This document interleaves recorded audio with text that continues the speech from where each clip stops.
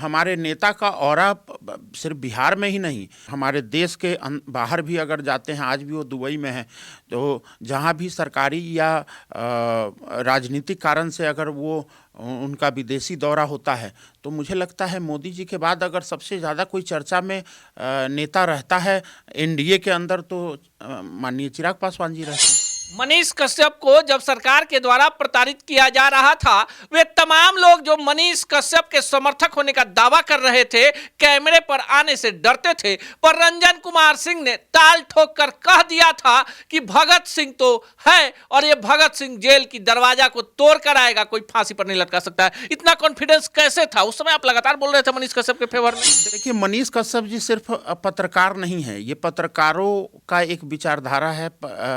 जिस तरीके से सामाजिक न्याय के लिए जब व्यवस्था बिगड़ती है, उस व्यवस्था के खिलाफ, सिस्टम के जो बिगड़ा हुआ सिस्टम है, खासकर भ्रष्टाचार और करप्शन अगर कहीं होता है, तो वहाँ अधिकारी लोग कहते हैं भाई लोग खामोश हो जाइए, नहीं तो मनीष कश्यप का कैमरा आ जाएगा। शिवहर विधानसभा क्षेत्र क्यों चर्चा में है, क्यों आप वहीं लगे हो? शिवहर मेरा गृह जिला है, तो निश्चित रूप से वहाँ लगाव है, तो वहाँ मेरी व्यक्तिगत रूप से अपना तैयारी भी है। लेकिन वहीं से आनंद मोहन जी के बेटे और जिनकी मां वहां की सांसद हैं, वो विधायक हैं। शिवहर के लिए क्षेत्र में मैं ऐसा जरूर तैयार कर दिया हूं कि कोई भी चिराग जी का सिपाही वहां जाएगा तो निश्चित रूप से एनडीए को एक सीट वहां से गठबंधन में हम लोग जिता कर भेजेंगे। हम लोग साथ मिलकर चुनाव लड़ेंगे और एनडीए को जिताएंगे और 200 पार हम लोग बिहार में पुनः माननीय नीतीश कुमार जी के नेतृत्व में सरकार बनाएंगे। जय हिंद, नमस्कार। मेरा नाम अनूप नारायण सिंह है। आप सच टॉक्स को देखना प्रारंभ कर चुके हैं और आज हमारे साथ स्टूडियो में एक खास मेहमान हैं, लोजपा रामविलास के प्रदेश महासचिव रंजन कुमार सिंह, जो शिवहर विधानसभा क्षेत्र से अपनी दावेदारी ठोक कर चर्चा में हैं। कई सारे अहम सवाल हैं जो आज रंजन कुमार सिंह से होंगे और जवाब भी तलाशे जाएंगे। रंजन जी, सबसे पहले स्वागत है। धन्यवाद अनु भाई। शिवहर विधानसभा क्षेत्र क्यों चर्चा में है, क्यों आप वहीं लगे हो? देखिए, शिवहर हमारा घर है, शिवहर के मिट्टी में हम पले बढ़े हैं। वहाँ से हम लोग चूँकि वहाँ हमारा ज़मीन रहा है, हमारे पूर्वज वहाँ के हैं, तो निश्चित रूप से वहाँ तो एक लगाव रहता ही है। और जब राजनीतिक जीवन में है तो हम चाहते हैं कि अपने राजनीतिक और सामाजिक जीवन का फ़ायदा हम शिवहर के जनता तक पहुँचाएँ। जहाँ तक विधानसभा में तैयारी की बात है, तो अभी जो शिवहर में 37 पंचायत आता है विधानसभा के अंदर में, लगभग सारे 37 पंचायत में हमारे बूथ स्तर तक लोक जनशक्ति पार्टी का कार्यकर्ता वहाँ तैयार है। अभी चूँकि हम लोग गठबंधन में हैं, गठबंधन की राजनीति हम लोग कर रहे हैं, तो हमारे शीर्ष नेतृत्व तय करेंगे कि किस तरीके से हमारा वो जो सीट है वो किस पार्टी के, गठबंधन के किस पार्टी के अंदर वो जाता है। जिसको हम लोग जो तैयारी करते हैं वो सिर्फ शिवहर ही नहीं बल्कि 243 विधानसभा पर तैयारी करते हैं। हमारे कार्यकर्ता होते हैं, हम अपने कैंडिडेट के अलावा जो हमारे साथी पार्टी के कैंडिडेट हैं, हमारे गठबंधन के कैंडिडेट हैं, उसको भी लाभ पहुंचाने के ध्यान में रखते हुए हमें तैयारी करना पड़ता है। चूँकि शिवहर मेरा गृह जिला है, तो निश्चित रूप से वहाँ लगाव है, तो वहाँ मेरी व्यक्तिगत रूप से अपना तैयारी भी है। लेकिन वहीं से आनंद मोहन जी के बेटे और जिनकी मां वहां की सांसद हैं, वो विधायक हैं और संयोग से आपकी और उनकी जाति भी एक है, राजपूत जाति। इसलिए बता रहे हैं कि बिहार में जातीय जनगणना हो गई है, इसको अन्यथा नहीं लेंगे। फिर ऐसे में कहाँ संभावना बनी? देखिए, आदरणीय आनंद मोहन जी हमारे गार्जियन हैं। बचपन से उन्हीं को देखकर हम लोगों ने शिवहर के अंदर राजनीति को हमने देखा, समझा, सोचा, सीखा, सब कुछ उनसे किया है। राजपूत समुदाय के आनंद मोहन जी सिर्फ शिवहर के नहीं बल्कि पूरे बिहार और पूरे देश के नेता हैं। तो निश्चित रूप से उनका जो एरिया है उनका कोई शिवहर तक सीमित नहीं है। वो या उनके जो बेटे हैं चेतन आनंद जी, वो लोग बिहार के किसी अन्य सीट से भी अगर लड़ते हैं तो उनको समाज में उतना ही सम्मान मिलना है। अब उनको तय करना है, गठबंधन में नेता को तय करना है, शीर्ष नेतृत्व को तय करना है कि किस पार्टी को सीट जाती है, कौन वहां से उम्मीदवार होगा। लेकिन आनंद मोहन जी लगातार आपके नेता चिराग पासवान को निशाने पर रखे हुए हैं। कहते हैं शिवहर लोकसभा चुनाव में नहीं आए और हाजीपुर में हेल्प ले लिया, फिर जीतन राम मांझी के पतोह के चुनाव में नहीं गए। अब आपको लगता है कि इसी कारण से जो चिराग पासवान है उनके बेटे के खिलाफ आपको तैयार कराकर वहां पर लड़ाना चाहते हैं? नहीं नहीं, ऐसी बात नहीं है। आज ये जो प्रकरण है, इस प्रकरण को मीडिया में गलत तरीक़ों से इसको बयानों को लिया गया, गलत तरीक़ों से किया गया। हमारे शीर्ष नेतृत्व के आज भी मधुर संबंध है। हमारे गठबंधन के दोनों नेता हैं, बड़े नेता हैं, तो निश्चित रूप से उन दोनों के आपसी और हमारे नेता के आदरणीय श्री चिराग पासवान जी के पिताजी के समय से वो राजनीति करते हैं। हम उनके पिताजी के वो मित्र रहे भी हैं, समाजवादी विचारधारा के दोनों नेता रहे हैं।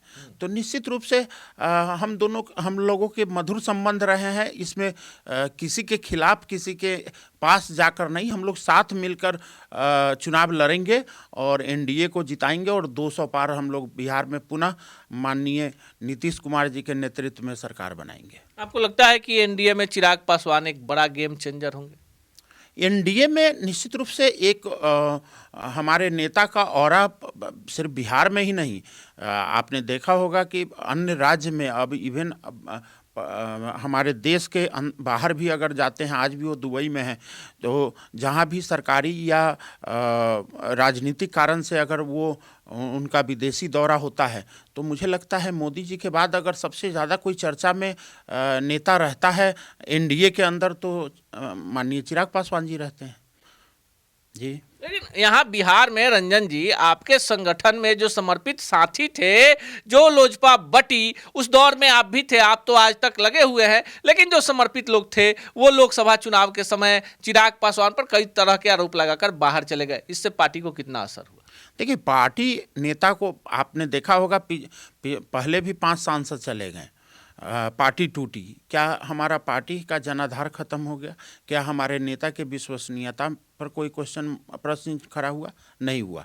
मैं आपको ये कहना चाहता हूँ कि हर व्यक्ति राजनीति में स्वतंत्र है। हर व्यक्ति को अपना राजनीति करने का तौर तरीका मालूम होता है। तो जो लोग गए उनकी अपनी एक समस्या रही होगी जिसके कारण वो गए, लेकिन मैं यहाँ रह गया तो मेरा अपना राजनीति करने का वो है। मुझे अपने नेता में विश्वास है, श्रद्धा है, हमारे गठबंधन में विश्वास है, हमें भारतीय जनता पार्टी के शीर्ष नेतृत्व पे भरोसा है। लेकिन रंजन जी, आपको लगता है कि जिस तरह से सीएम के चेहरे को लेकर बिहार एनडीए में अंदर अंदर खिचड़ी पक रही है, आपको नहीं लगता है कि जब गेम फंसेगा तो हो सकता है चिराग पासवान के चेहरे पर ही बीजेपी चुनाव लड़ जाए? वो तो तय करना है, शीर्ष नेतृत्वों को तय करना है। अभी तो फिलहाल आप जैसा कि बता रहे थे कि हम बार बार, चूँकि हम क्षेत्र में अधिकतर टाइम, अभी आपने पिछले 5 साल के अगर मेरे बिहार में राजनीति को अगर आपने, चूँकि आपका कैमरा अलग अलग समयों में गवाह रहा है इस बातों का कि मैं पिछले 4 साल से, अगर 3 साल से, पिछले 3 से 4 साल से अगर बिहार के 243 विधानसभा में मैं घूमता था और 38 जिला में मैं घूमकर पार्टी के संगठन के लिए मैं जाता रहा हूँ, काम करता रहा हूँ। लेकिन पिछले 2 साल से आप देखेंगे, खासकर लोकसभा चुनाव के बाद से मैं अपने क्षेत्र में सक्रिय हूँ। तो राज्य की राजनीति पे मैं टीका टिप्पणी करने की अभी पोजीशन में नहीं हूँ, लेकिन हाँ, शिवहर के लिए क्षेत्र में मैं ऐसा ज़रूर तैयार कर दिया हूँ कि कोई भी चिराग जी का सिपाही वहाँ जाएगा तो निश्चित रूप से एनडीए को एक सीट वहाँ से गठबंधन में हम लोग जिता कर भेजेंगे। मनीष कश्यप को जब सरकार के द्वारा प्रताड़ित किया जा रहा था, वे तमाम लोग जो मनीष कश्यप के समर्थक होने का दावा कर रहे थे, कैमरे पर आने से डरते थे, पर रंजन कुमार सिंह ने ताल ठोक कर कह दिया था कि भगत सिंह तो है और ये भगत सिंह जेल की दरवाजा को तोड़ कर आएगा, कोई फांसी पर नहीं लटका सकता है। इतना कॉन्फिडेंस कैसे था? उस समय आप लगातार बोल रहे थे मनीष कश्यप के फेवर में। देखिए, मनीष कश्यप जी सिर्फ पत्रकार नहीं है, ये पत्रकारों का एक विचारधारा है। जिस तरीके से सामाजिक न्याय के लिए जब व्यवस्था बिगड़ती है, उस व्यवस्था के खिलाफ सिस्टम के जो बिगड़ा हुआ सिस्टम है, खासकर भ्रष्टाचार और करप्शन अगर कहीं होता है तो वहाँ अधिकारी लोग कहते हैं भाई लोग खामोश हो जाइए, नहीं तो मनीष कश्यप का कैमरा आ जाएगा। ये खौफ पत्रकारिता में मनीष कश्यप जी ने पैदा किया।